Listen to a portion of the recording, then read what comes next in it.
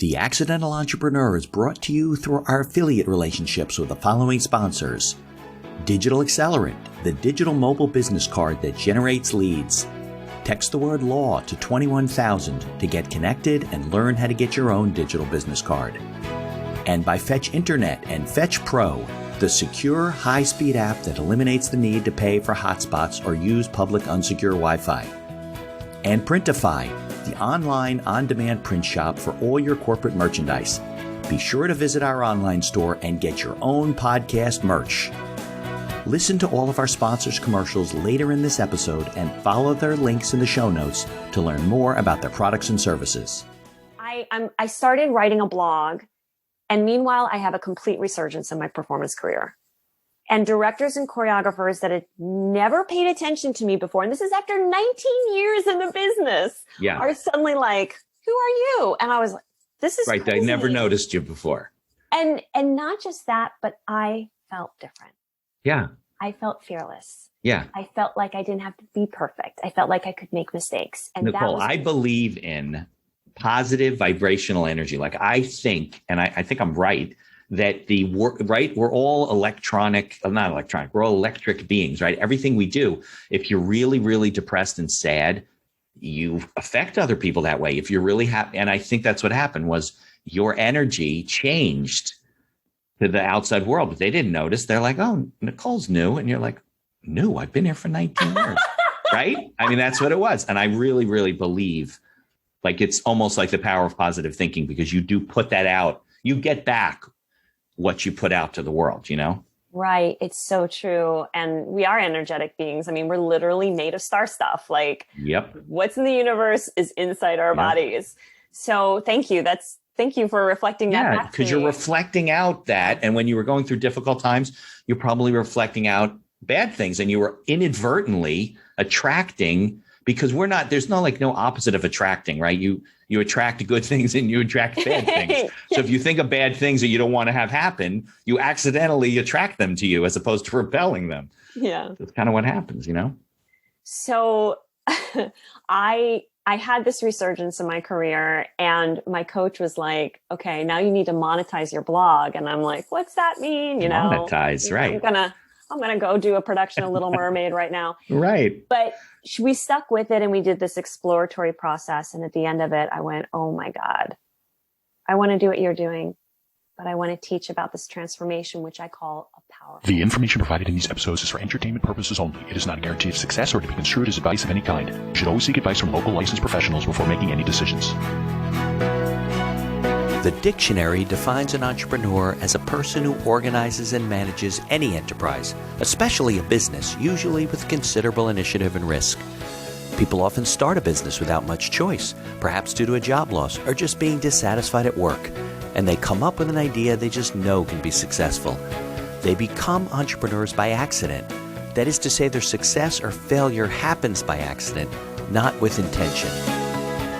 My name is Mitch Beinhacker. I'm a corporate attorney and a business advisor. You're listening to The Accidental Entrepreneur, my podcast about how to achieve success on purpose, not by accident. Join me along with our monthly guests where we share our knowledge and help you get a hold of your business. And now on to today's episode.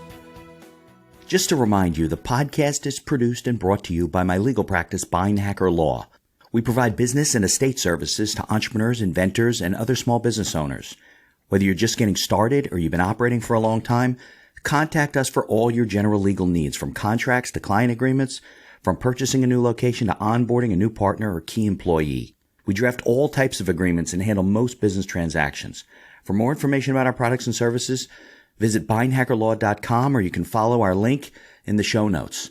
Thanks for listening, and I hope you enjoyed today's interview.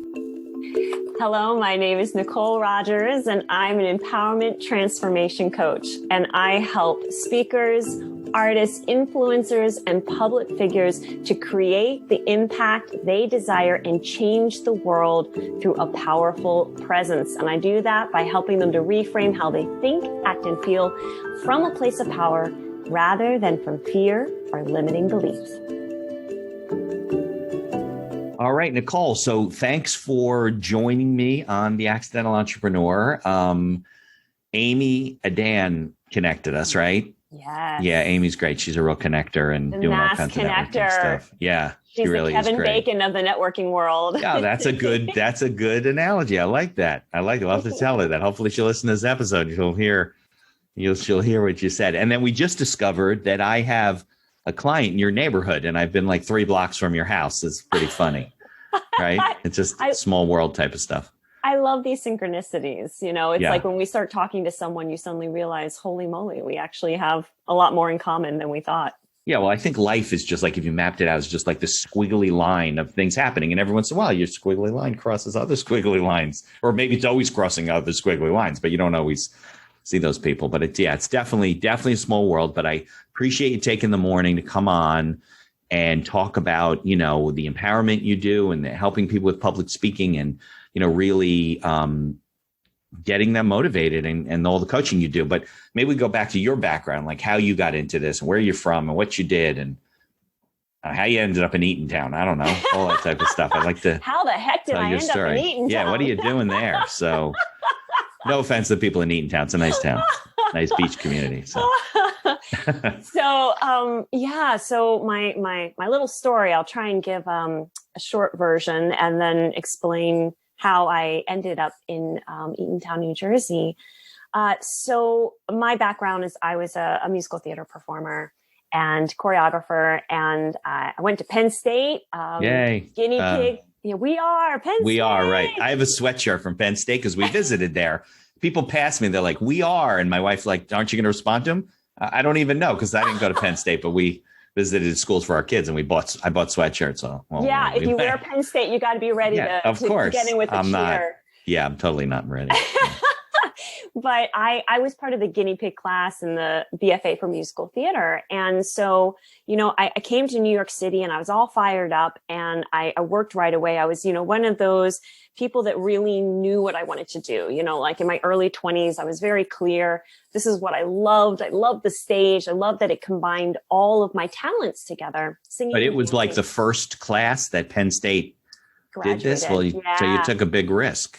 I going did. to a brand new program. And you know what? Every single semester they said to us, okay, so we're going to try out this curriculum and you let us know. Like we were like, literally what? Guinea pigs. Right. So, I mean, it's kind of phenomenal that I actually graduated and worked because I was pretty much an experiment. The good thing is I guess you have a lot of input into what you're learning in your program. The bad thing is you're like, I'm a kid. I'm like new at this. So is the program still going on? The program is one of the best in the country. And when you open up playbills for most Broadway shows, you will see a Penn State alum.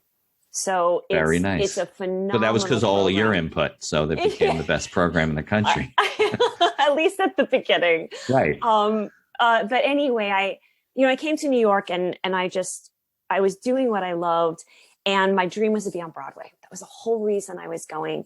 And I was working at all these levels, but I found that I was really starting to ride this big roller coaster because the theater community, like there's several industries that actually have this where there's more rejection than affirmation. Yeah, a lot of it's in the arts though. Yeah, a lot in the arts, a lot in fashion. There's certain industries where it's just you hear no more than you hear yes. And it's kind of one of those things where your passion gets you to a point. And then I just really I had a very loud inner critic. I was very hard on myself.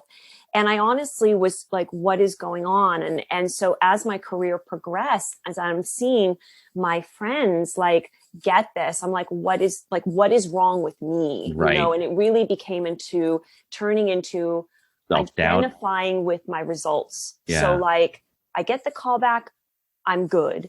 I don't get the call back, I'm bad. So it's like I was losing any sense of who am I and any sense of self-worth, it's kind of going out the window. And so what happened for me really was I literally worked at every level but Broadway. It was almost like a sick joke, like national tours. I was New York City Rockette, regional theater, national commercials. And it was just like, I was just up and down. Get on Broadway. Yeah, exactly. And so what happened for me was in 2013, I call it my year of the flame, because in 1 year's time, I pretty much lost everything I knew in my life. I went through a devastating divorce after being married for 15 years. Right. I was robbed twice. Oh. I lost a dear friend to a heart attack, and I was in 2 car accidents. Oh, so you were at a real inflection point or whatever they call it. Yeah. You know, I later spoke with a Vedic astrologer who told me that 2013 was my eclipse year. And I think that's probably like a really great way of putting it in perspective. But what happened for me in the face of all of this was I did something I'd never done before, which I asked for help.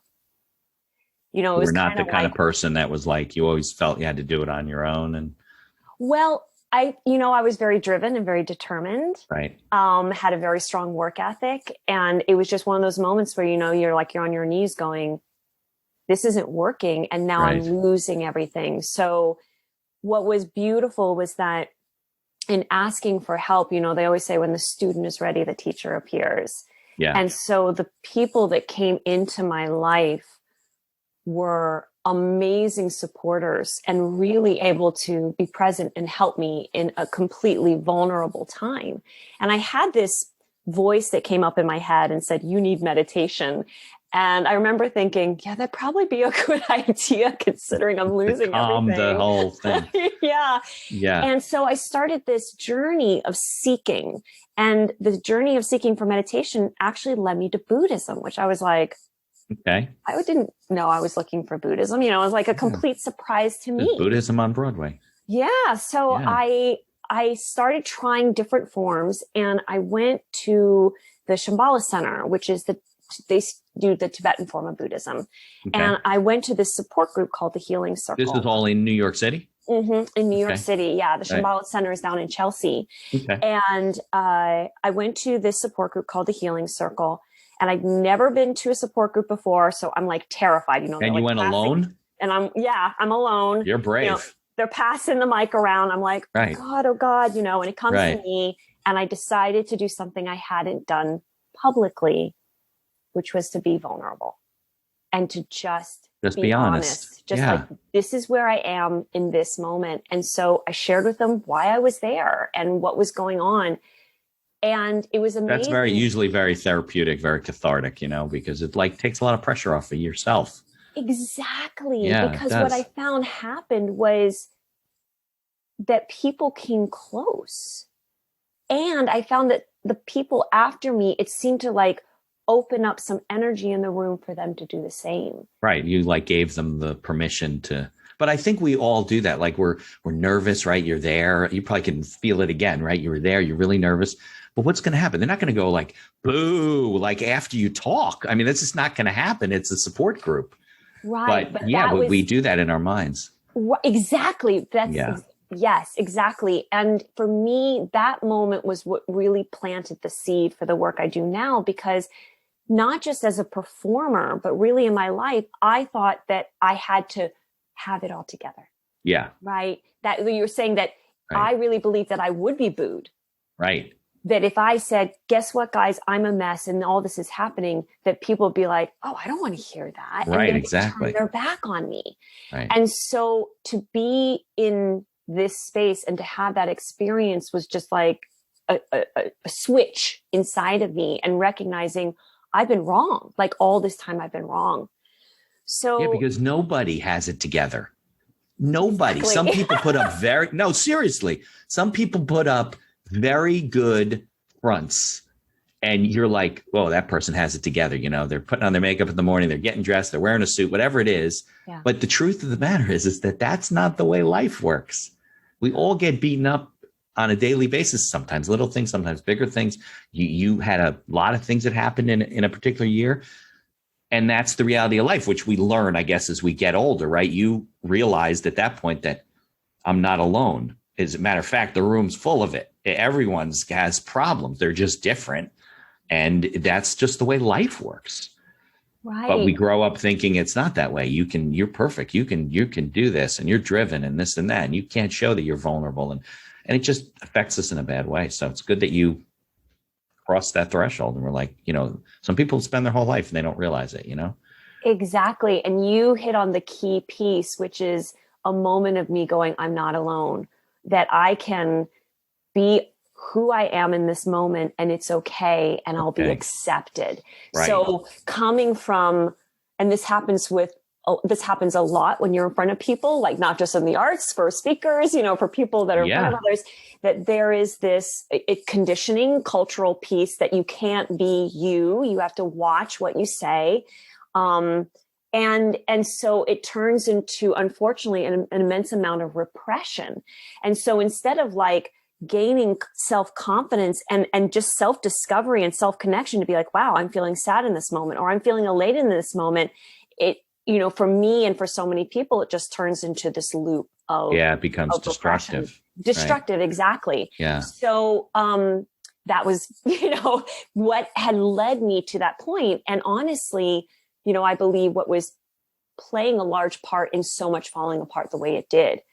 So I made it through that year somehow without dying. But you were very brave. Like and I don't know if you really reflected on this, but you were looking for answers, right? You were looking for, why is this happening to me? Which a lot of people do, but you were brave enough to literally go alone. And I don't know, a lot of people, I don't know if I could have done this, to this organization. And it wasn't like it was your church that you grew up in, or your synagogue that you went to. This was a totally foreign thing that you went to. So, you say, I don't know what made you walk in there. You just from searching, right, for things. It's, and I think everyone can relate to a point in their life where they've just said, this isn't working. Right. What I've done isn't working. And it's like, there's always this moment where I feel like you are at a crossroads and you just decide, I'm taking this other road because the other one didn't work. And I will tell you and your listeners that I really wore out that other path. Yeah. Very self-destructive behavior, a lot of really harsh self-talk, lying to people around me, lying to my loved ones. Hitting yourself. And it's just like, it didn't work. It didn't work. Look what happened. I lost everything. But you know what? I think, Nikol, we are so afraid of what we don't know that we stick with the bad things that we do know. Because I think maybe even subconsciously we're thinking, well, that could be worse. This I know. And then you do get to a point where you're just, you have nothing to lose. In your mind, you're like, it might be the same. It can't be worse. And I'm going to give that a try because this hasn't worked. You've reached bottom. And a lot of people don't. So. Yeah. Well, and I think for me, what the practice that I ended up finding was Zen. When I did an intro to Zen training up at Zen Mountain Monastery, which is in Mount Tremper. They have a sister temple in Brooklyn. Yeah, we had a house in Shandaken, New York. We just sold it. I grew up going there. I used to drive by the monastery on the way to Woodstock. It's on the back road behind Phoenicia.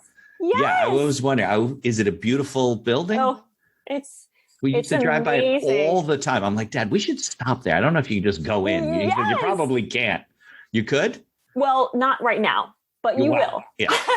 Without the pandemic. So, yes, my parents, we built a house in 1986 when I was in college in Cornell. So I was in Ithaca, New York, and I used to come through the woods and stay there with friends, whatever. And because they used to go to the inns up there. My parents are older. And because of the pandemic, all the hipsters and everybody wants to move up there and buy houses. And their house was now valuable. It was always hard to sell. So he said, listen, we're getting up in years. Let's sell the house. But I remember the Mount Tremper, the monastery. That's crazy. This is another synchronicity. I love this. I know. It's amazing we never met before. We might have crossed paths and didn't know it. Like we're walking through Phoenicia at the same time or something. We're destined to meet now. Yeah. See, there you go. Stories. There you go. It's in the stars. You said astrology before. Yeah. So you studied there? You went up there? What happened was I did an intro to Zen training weekend there. And I had such a profound experience of my whole body saying yes. And it just felt right. Is that? Yes. And also that I felt better after. So it's kind of like, because you say that people are afraid of the unknown, and I get that 100%. Yeah. Human nature. And there was that when I asked for help, the help that came, I felt better receiving it. So that was, if I had, because we've all received crappy advice. We've all had somebody who actually isn't helpful, who then just creates more trauma, right? Yep. Which would then create you to be like, I don't trust this person. I'm not going to ask for help. But because there was just something, I think, with the full surrender and just a clarity of, I want my life to change. I don't want my life to be what it was. That who came helped. And so I could feel that in my body. And so that's what spurred me on. You know what I mean? Like I kept having affirmation. That was a paradigm shift.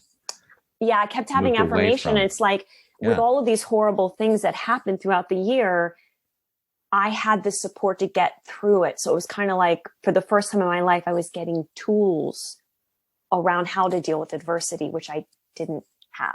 Right. So that really, I think that's important, because it's something that I talk about all the time with my clients, is about having the right support, that it's not toxic, that it's actually healthy and affirming for you. So I came into the beginning of 2014 and I had this feeling of possibility. And it was big for me, especially as a woman, because I had graduated college and gotten married literally 2 weeks later. Really? So I didn't know what it meant to be on my own. I was 38 at the time.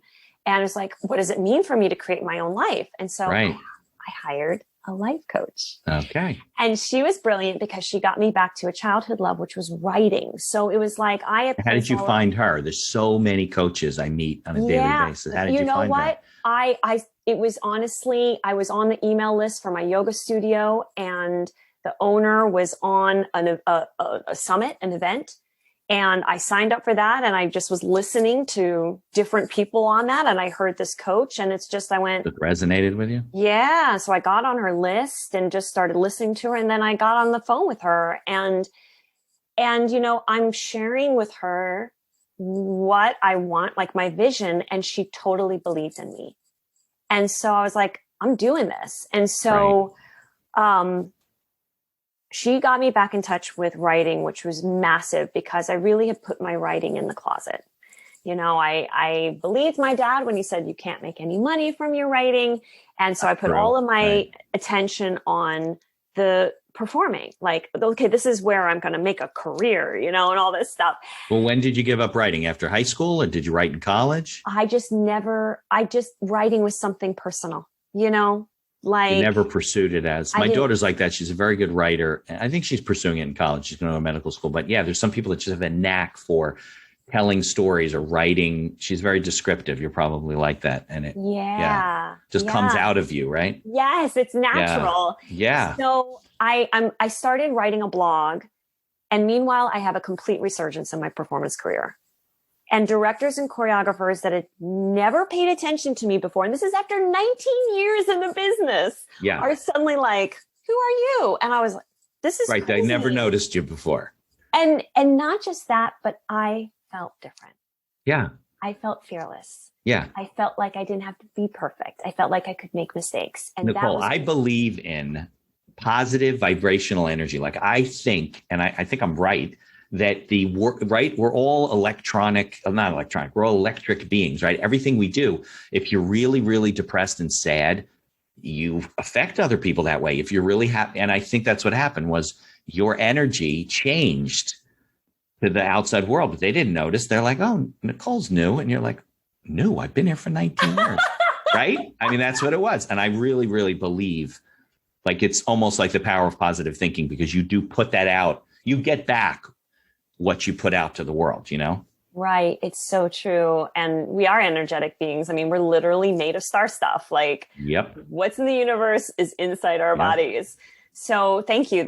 Thank you for reflecting that back to me. Because you're reflecting out that. And when you were going through difficult times, you're probably reflecting out bad things, and you were inadvertently attracting, because there's no opposite of attracting, right? You attract good things and you attract bad things. So if you think of bad things that you don't want to have happen, you accidentally attract them to you as opposed to repelling them. Yeah. That's kind of what happens, So I had this resurgence in my career, and my coach was like, okay, now you need to monetize your blog. And I'm like, what's that mean? Monetize, right.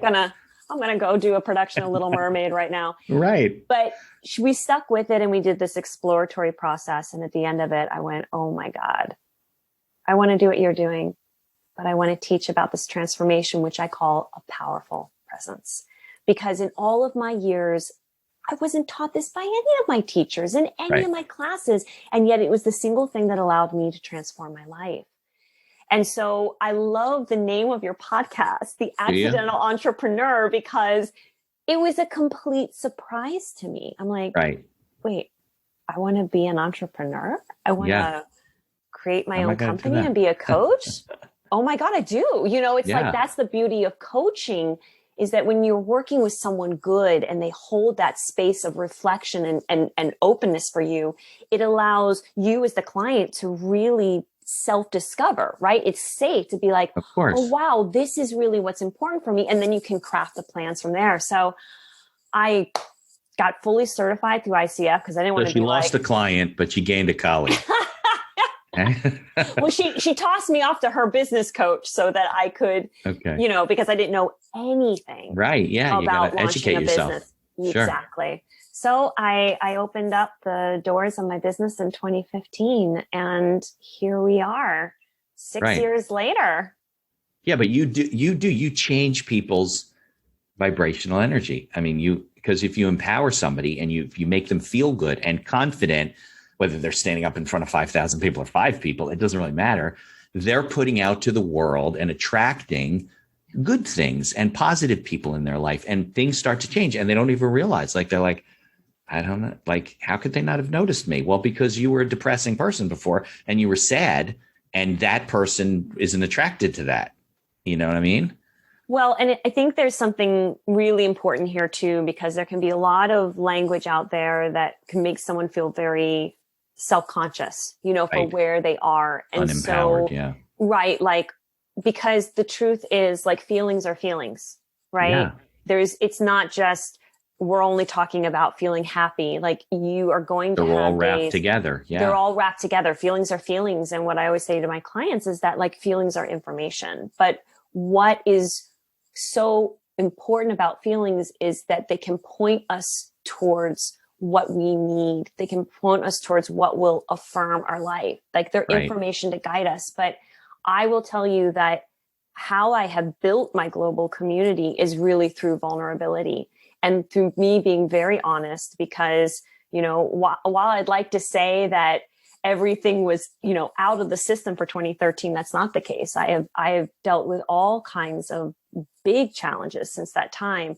But because I have these tools, I call them like a fearless toolbox, it allows me to be present for what I'm feeling and process so that I can be present. So it then becomes more about discernment, because honestly, your sadness can be a great gift to someone else who is sad. So I talk about it as, and it is energetic what you're saying, but I talk about it as what's called the audience loop, which is pretty much from your energy to their energy to your energy to their energy, and this sort of exchange. But that it's very important that when you show up to your audience, that you are clean and clear. So that means that you have done whatever self-care you need to do so that you can be in service and clean and clear for them, so that you can inspire them to show up for you. Because at the end of the day, people just want to know, is what you said before, that they're not alone. Right.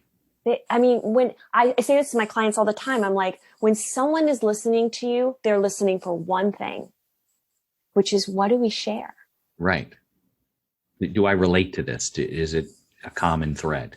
Right. What do we share? And so, you know, that is like the greatest, like, human thing for us when we go, oh, you know, like, oh my God, your client lives in my neighborhood. You went to the Zen monastery. You know, all of these cool things, they just help us connect, because at the end of the day, you know, we have such a strong need for belonging. Yeah.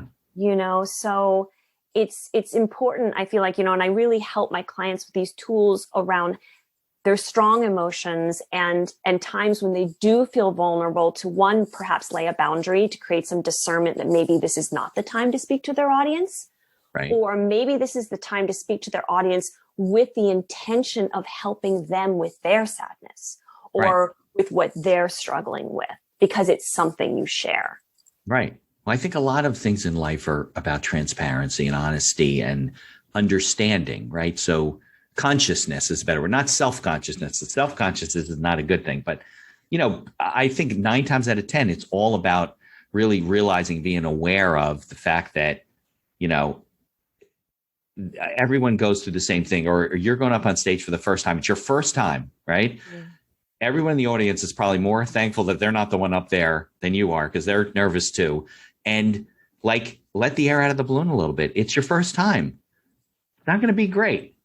Might be pretty good if you just relax a little bit, but don't have a lot of expectations, just because that just puts more pressure on yourself. And I think that when you're honest with people and you're open with people, that seems to be the trend. I've talked to habit scientists, and I've talked to neurologists, and I've talked to all kinds of coaches and therapists and things like that. And it all comes down to being self-aware of, what you're going through, and that other people go through the same thing. And it's not as like when you went the first time to the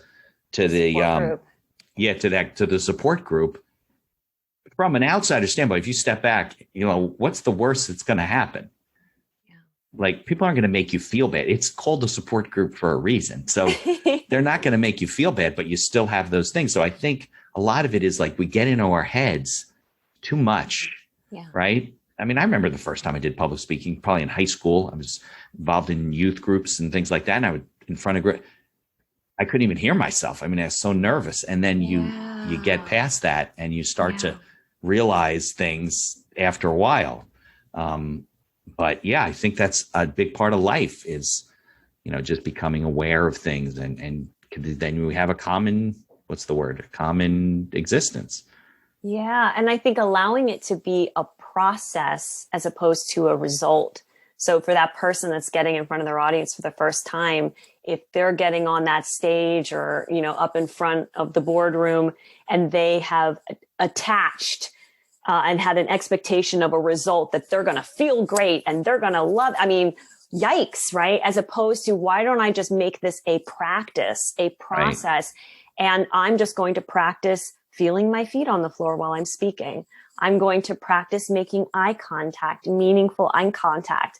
I'm going to practice having water next to me and making sure I'm taking a drink, because wow, I notice that when I get nervous, my mouth goes dry. Now you relax a little bit. You're hydrated. And I'm going to practice, taking a breath, just taking a breath in between paragraphs, breathing in and breathing out. Right. I'm going to practice maybe making a little joke or sharing with them, you know what, guys, I'm a little nervous today. Right. They would be like, oh yeah, I totally get it. We're all nervous. Yeah, we're all nervous. Yeah. It's true. I think we grown up. We're raised to be, like you said, I was very A-type too, for the result.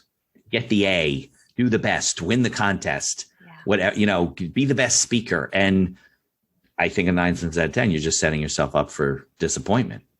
Here's a word from our sponsors. Uplift your marketing and reinforce your brand with a digital business card from Digital Accelerant. Use a text marketing combination to stand out in front of your competition. Digital business cards make you memorable and, most of all, help you bring in new business through its warm lead generator. Motion graphics, intro, outro, and inspirational videos can be added during setup. Text the word LAW to 21,000. That's LAW to 21000 to learn how to get your own digital business card. Suffering from slow internet speed? Worried about hackers? Fetch Pro gets the internet from your smartphone to your Windows and Mac computer without paying for a hotspot. Always get the fastest, most stable, and secure internet access on your computer with Fetch Pro. Follow their affiliate link on our website to learn more and get connected with Fetch. Printify is the online service that simplifies and automates the process of sourcing and creating print-on-demand products branded with your company logo, product, or service. Printify is a better alternative to pre-purchasing and warehousing your merchandise for distribution or sale. Follow their link from our website to learn how to set up your own online store. And be sure to visit our online store and get yourself some podcast merch. Follow the link in the show notes to learn more about all of our sponsors. And now back to our show. Right. And so it's like, and I see this in my clients all the time when they start getting really like, oh my God, it's the result. Right.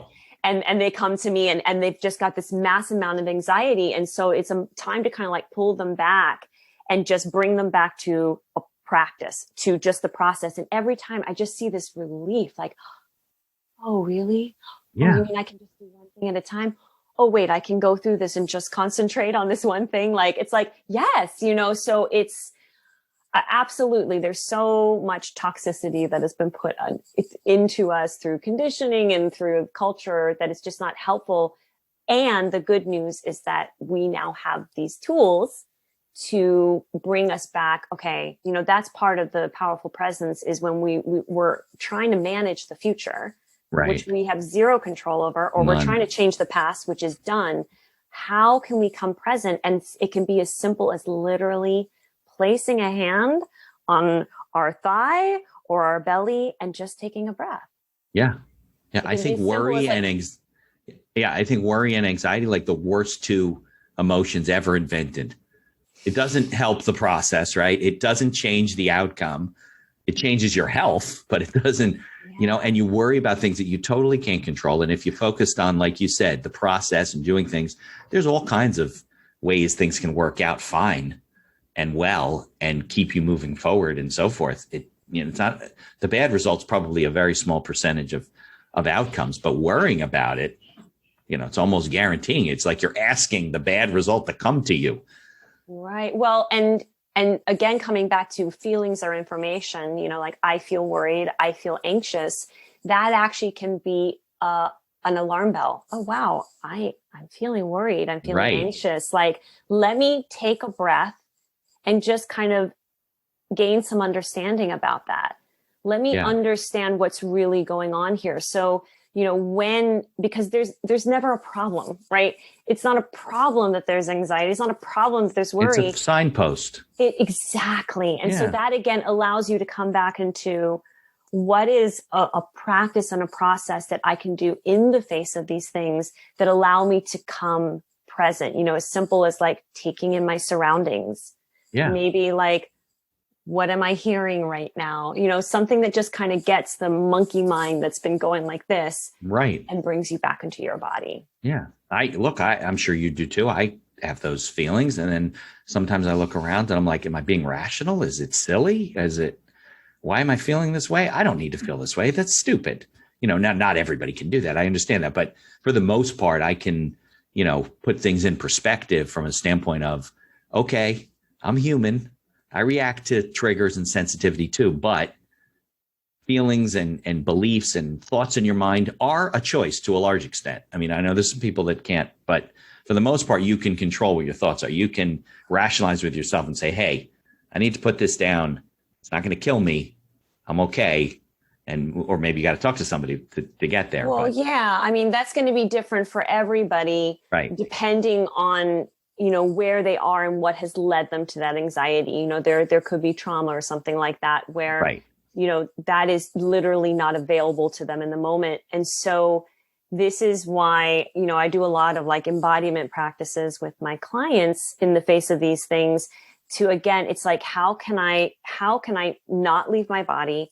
How can I be here now? You think about public speaking, right? Like I'm sure people have had the experience of literally feeling like they're up above their body. Yeah. And like they literally don't remember what happened. And like, they're like, and I just got to the last page of my speech and I don't know what happened. So, it's these little practices that allow, that say, it's okay for what I'm feeling. And how can I just continue to stay here in my body and process. And a lot of my clients do work with therapists because, coaching goes to a certain point and then therapy is an important part of that. But it's still tools, right? I mean, you're still giving them tools to cope, deal, recognize, get better results, whatever it is. Well, it's that it's like a continual practice of recognizing that what they need is within them. Right. And I think that that's where the biggest anxiety comes, is that we always think it's outside. Right. Because we don't feel like we're in control in those cases. Right. And we really are. And it's so, like thoughts. Talking about like the thoughts, our brain is our brain.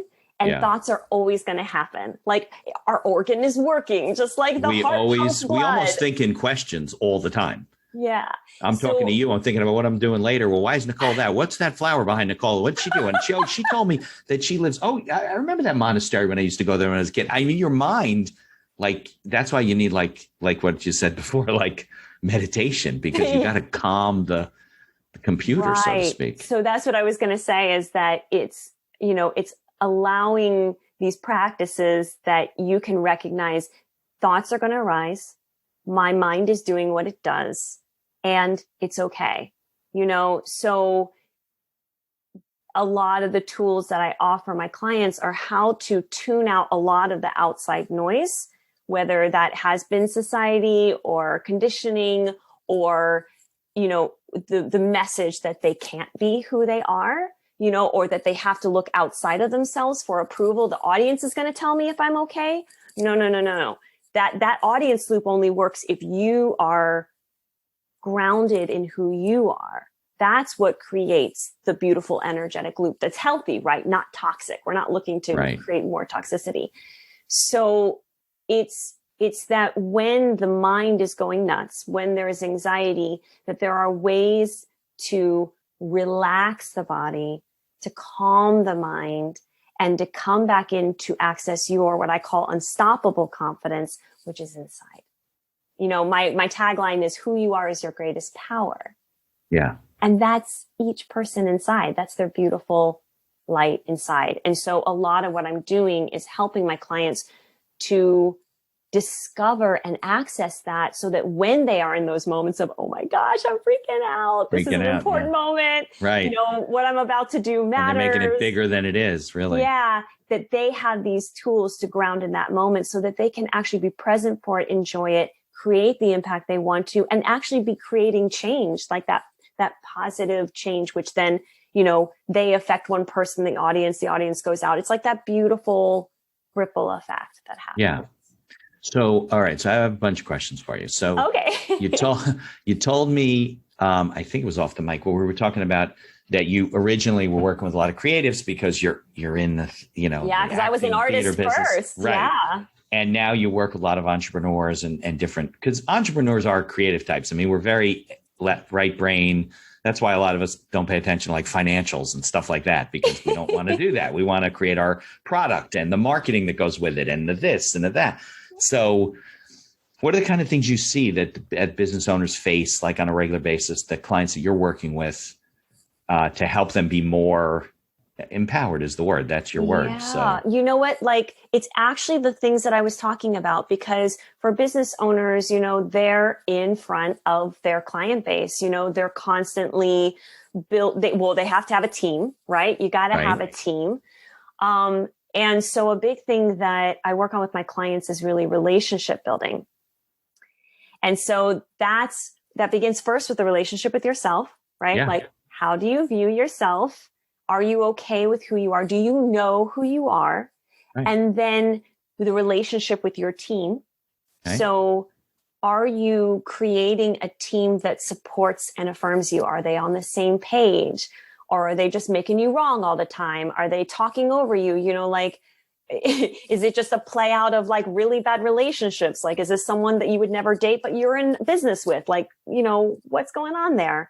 Right. And then the relationship with your audience. So that's your clients, your customers, the people you're in front of. And especially for what's happened, now everything's so virtual. So as an entrepreneur today, like, you have a podcast, there's Facebook Lives, there's LinkedIn Live. Like, there's such a component that's asked of business owners today of showing up. Right. And so what I have experienced with my clients who are business owners is that same thing of, I'm nervous. I'm nervous to stand in front of them and really offer what I have and speak about it with confidence. And so they end up, underselling themselves or overselling and being pushy, right? You and I talked about that. There's two sides, right? There's a balance, right? There's a balance. And so it really does come back to that confidence piece about, as a business owner, be able to really like stand in what you do and what you offer, and to present that with confidence. So a lot of the business owners you work with are dealing with teams and employees, or is it customers, or it just runs the gamut? It's the things that I see the most are teams, where they've been disappointed, and they'll come to me. And a lot of times my clients have been doing too much. Disappointed with the results of their team, and they're not like delegating things properly or working with their people because properly. They tried delegating and it didn't work out. Right. And so then they're just taking it all on.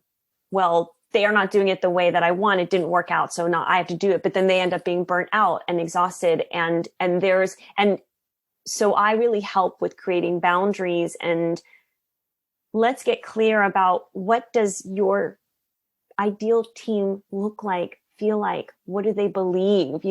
How do they show up? And so again, it's that analogy of, I always love to use like the dating analogy, because sometimes it can be the easiest. You think about like, at what point have you gone on the date and you're like, yeah, I'm not going to go on this is not working for me. Because wowza, so the thing that is really important with relationship building is that there is a bit of grace in the release, because I'll see it can be very easy to get caught in, they did me wrong. And then it turns into this sort of like, I'm not letting go of it, so then there's fighting. Let's say they're no longer on the team, or there's some legal action or something. Right. And it's taking all of their energy, as opposed to them just releasing that person, recognizing, you know what, they just weren't a fit. Right. I'm going to take that energy now and place it towards a really great job description. Yeah. No, it's true. Some really qualified referral sources, some people that I respect, that I see have great teams. Right. Like using your network wisely, and then filling that with somebody that is just going to make your business flourish. And honestly, your well-being. You're like, I want to show up and work with these people. Right. Yeah. You want to feel good about what you're doing. Yeah. Yeah. I was explaining to somebody the other day, I think I told you, I don't litigate. I'm not a litigator. I'm a business attorney. Yeah. I draft agreements. I help people with transactions, and I negotiate and I advise them and so forth. But I have friends who litigate, and we were talking the other day about, do you win when you litigate? And I said, well, nobody wins when you have litigation. They're like, well, sometimes you do. I go, no, you don't, because even if you win the lawsuit, right? Assuming you get your money or whatever it is you're looking for, it has drained your life so much that you could have used that energy to focus on, building your business, finding a new job, building a new network, whatever it is, to move forward in a positive direction. And you just, excuse the lack of a better, you just got the shit beat out of you while you're fighting over this stuff for maybe years in some cases. And people get so, like you talked about before, attached to certain feelings. They're so attached. Very common in divorce situations, right? One spouse just won't just let it go. You know what I mean? We got kids. Let's work it out. We don't have to be a part of each other's lives. It didn't work out, and move on. And I have friends who are getting divorced and have gotten divorced. And, one spouse is just like, it's all scorch and burn, and they're so mad. They're so upset, they can't get past their own feelings. And the littlest things, like they blow up over, their attorney fires them, they quit, they're going through tons of money because, they're fighting over everything. And it just, oh my God, it's so not healthy. And yeah, it's just not good. So I try to tell people, listen, just let's work it out, settle it up, and focus on your energy moving forward and be positive. Call Nikol and get, an empowerment coach. Don't focus on all the negative things that you think are going on in your life. This is happening to you. It's never going to change. It's always going to be like this. That's not true. It doesn't have to be, that way. Right. But and again, this comes back to, these tools are not taught. They're not mainstream. So it's when there is strong, and I was very angry in my divorce. I was so angry because, therapy is all of your life into this, Yeah. Well, and how long were you married? You said? I was married for 15 years and we were trying to have a family, and it's like, oh, now you don't want to have kids. But, what was so helpful, and this was said to me by two teachers, one of them, the teacher who was doing the support group, and then another Zen teacher that I saw, was they were helping me understand anger, because I had zero tools around anger, around processing anger. Right.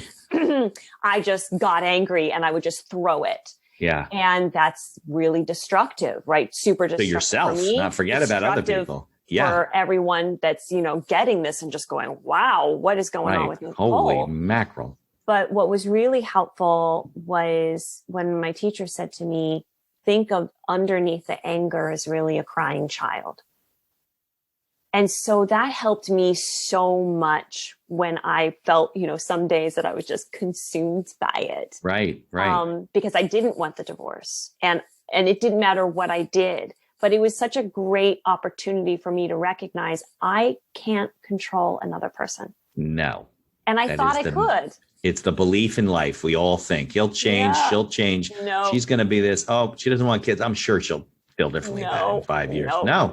Just don't expect that. They might change on their own for some reason, but you're not going to change them. Yeah. They'll fight it, as a matter of fact. It helped me, and maybe this might help your listeners who might be dealing with anger as well, to then place my attention more on what was crying, what was calling for love, as opposed to fighting. Right. So that I really appreciated you bringing that up, because I know that was also like a big moment for me at my crossroads of seeing how much I had fought. And I'm like, I don't want to fight like this anymore. Right. So then what I need to do is learn, what does that look like for me? How does this work? Because it does take an immense amount of courage, because again, this is not what we're taught.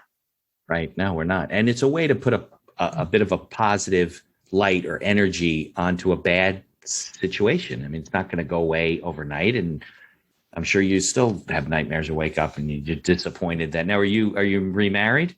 So are you how I got to Eatontown?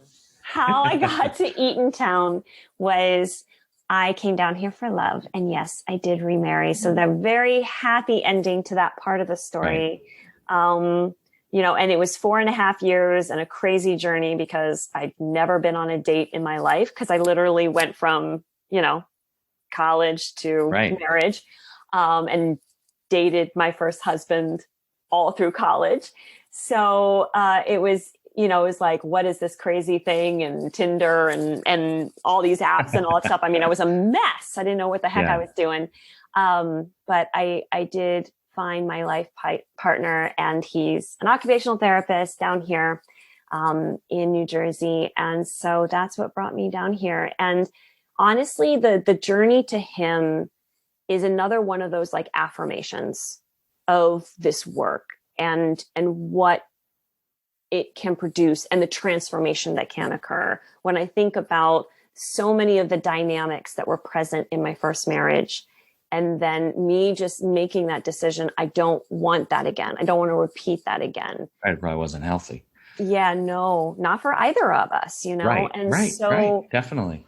And so, coming then and attracting this incredible man, and both of us having this commitment together, because he had been through his own toxicity, and he was like, yeah, no, I'm like, we were both, when you find each other later in life, you're very focused. It's not like it's not like true. Younger where it's just kind of like Prince Charming and the fantasy. Oh my God, you think like life stuff is ridiculous. They should be like, they should like outlaw marriage from 20 to 30 or something like that. We're totally too immature to deal with it. But then people probably wouldn't procreate. That would be the problem next. Like you're young, you're too stupid. You just have kids. Like I didn't have them until later. My wife late. We didn't have kids till we were in our 30s. And I mean, it was exhausting. So I think if I was 20, I would have been too stupid to know, and I could stay up all night and it didn't matter. But yeah, I think you have to be a whole person. You have to get to the point where you say, you know what, I'm happy, I'm good. And then you come together, but you didn't have the opportunity to do that because he was basically your high school boyfriend, basically. Yeah. Right? Yeah. Oh, college. You met in college? Yep. Yeah. He met you and then that was it. Never went on a date again. Yeah. So that's why the relationship piece is so profound and important because I've just seen the miracle of it in my life, and so it's a big thing that I help my clients with. And you also said something great, which was you have to be whole. So it's like wholeness is again within you, and it's something that it's your own journey. Everybody has their own journey. And so, I'm helping my clients along the way with what are those steps on that journey for them to be recognizing, oh, my powerful presence is within me and I have the ability to access it in every moment. Good stuff. All good stuff. So, okay. So this is an entrepreneur's show and you are an entrepreneur. I mean, you're a coach and you're an empowering person, but it's a business for you. I mean, this is how you make a living, right? So yes. How do you, for business coaches out there listening, right? And they have businesses. So how do you run your business and more importantly, grow your business? Like, how do you meet other people? You don't just go up to someone and say, you look depressed to me. I think I can help you. It's like, that's not a conversation that's easy to have. It's like a weight loss coach. You go up to somebody and go, you really could use my help. Oh, no, and they're like, what? No. Yeah. So how do you network and market and meet new clients? Great question. So most of my business is through email marketing. So I spent a lot of the beginning of my business building up a database. And I did that through partnered events, through summits, and really built up an email list of people that wanted what I had. They had an opportunity to be a part of my events and hear me speak. Right. They want to get your content. They want to hear from you. Exactly. And they've been able to go through some sort of experience with me, like they attended an event or they watched on Zoom or whatever. Right. Okay. Exactly. Yeah. And so that's the bulk of my business. And then the next part is really networking. So I've been a BNI member for 5 years. It's been a huge part of my business. What I love about BNI and other groups that are similar to that is that they have the belief of giver's gain. Yeah. Which is that you come together every week or twice a month or whatever it is, but your sole purpose is to help each other and to help be referral partners. Because at the end of the day, cold traffic just takes a long time. Yeah. This is why people end up spending. And it's not fun. You unless you have a hard to build a relationship budget. If you have a big budget, great, go for ad spend. If you have $10,000 a month, great. I'm not in that place with my business where I have that kind of money for ad spend. So I'm creating warm referral partners. Yeah. And, email marketing and warm referral partners have been kind of like the two biggest things. And those are actually the two biggest ways that how I built my business and how I continue to grow my business. Yeah, I think, and it's not just specific to your industry. I think that's the one thing that business owners miss. Like they don't build, they might do Facebook ads, they might do marketing, maybe they have an ad budget, whatever, but they don't build what I call a keep in touch list. Yeah. A list of people that have interacted with you. I have, I don't know, last time I checked, 2,700 people on my list. I don't know them all. I've interacted with them somehow. They've ended up on my list and they hear about the podcast episodes and they hear about we're starting up a blog again. So, guest blog. I am going to hit you up though for a guest article from my blog. So yay. And that'll go on the blog and then we'll promote that. And then you promote and we cross promote and people, they really overlook that. And they're like, well, I don't know. We put things on LinkedIn once a month. I'm like, okay, that's all you're doing. Like you got to have these people that follow you and know you and get to know you and trust you and like not everybody's going to like what you have to say. They can opt out, but really learn about who you are and the ideas that you have in those relationships. And then one day somebody needs to talk to somebody and they go, I've been hearing from Nikol every month and I like what she has to say. And they pick up the phone or they send you an email and a lot of businesses miss that huge opportunity. Something was really helpful that my first business coach taught me was that the sale happens in points 6 to 12.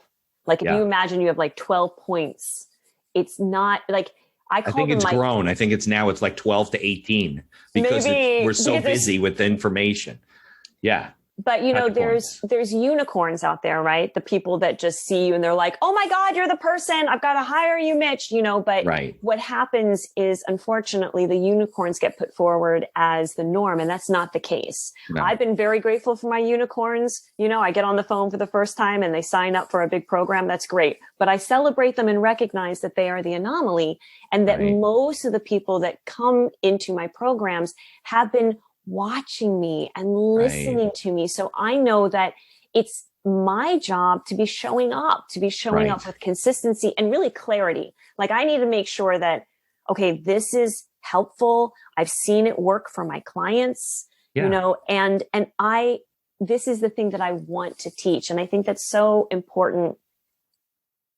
I probably say this across the board, but you have to be motivated to do what you do. Like, you have to be getting up in the morning. And that's got to be reflective to people that want to work with you. Yes. And if they don't get what you're saying, you're not going to be able to help them anyway. No. They have to be like what you have to. Right. Exactly. And that takes, like you said, the unicorn is the exception. That takes, the person getting to know you and seeing what your point of view is and hearing what you have to say and what your demeanor is. And, are you passionate about what you do? Do you care about the people that you work with? And then because what people share with you is pretty intimate, and if they're not honest and open and tell you about things, you can't really help them, and they're not helping themselves. They should go to somebody else that they feel comfortable with opening up to, there's a different pot for every kettle, whatever the expression is. Absolutely. And that's another big thing that I think is so important around support, is that you feel safe and that you feel like you can trust them. So, my clients that have had the greatest results, there's a level of trust. Yeah, right. And sure. Because they've been following you. They've been listening to you. They feel like they know you.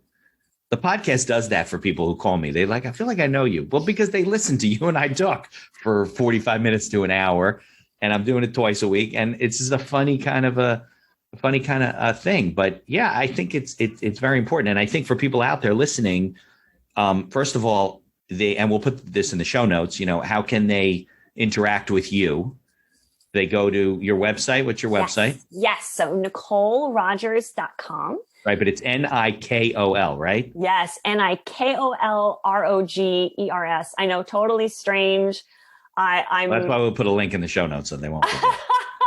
It's the craziest spelling of Nikol ever. I was named actually after a performer friend of my mom's in high school. So you see, it was all it was decided before I even came out, Right. But they can sign up for your mailing list, your email list on the site. So actually, and I believe you said you're going to have this below. I have a gift. Okay. Very good.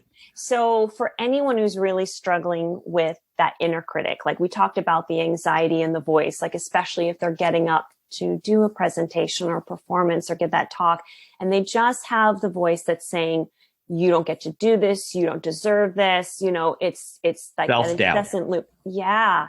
Okay. So I have this very simple training, but extremely effective, called Inner Critic Training, to help you to transform that voice and finally reclaim your power. Silence that thing for good. Okay. So I believe that'll be below. We'll put a link to the information. Is that what we're going to do? And then they can click on that and then just put their name and email. It'll come right into their inbox, and they can work on that inner critic right away, so they don't have to be struggling with it. Guess what? There's a wonderful solution. And so I've just seen this work again and again and again. And so it was something that I wanted to put out as something free for people to be able to access. Well, Nikol, I can't thank you enough for sharing your story, for sharing your passion, for sharing you're not enthusiastic enough. I think that's the problem. And you definitely don't smile enough. So I think I'll work on that. Energy is infectious, and I think it's important, and I think it's good. And I do appreciate you coming on and spending time with me today. Oh, thank you so much for having me on your podcast. It's been Thanks, Nikol. A pleasure. If you like the podcast, please tell others about us. You can find us on Apple Podcasts, on Google Podcasts, on Amazon Music, and many of the other podcast directories. If you like what you hear, please leave us a 5-star review and feel free to share our episodes on social media. If you have any questions or comments, ideas for the show, or you'd even like to appear as a guest, reach out to us by email at info@beinhackerlaw.com. The Accidental Entrepreneur is hosted and produced by me, Mitch Beinhacker. If you'd like more information about my legal services, you can find me on social media or visit my website at beinhackerlaw.com. Thanks for listening, and be sure to subscribe to our feed to be notified of all future episodes.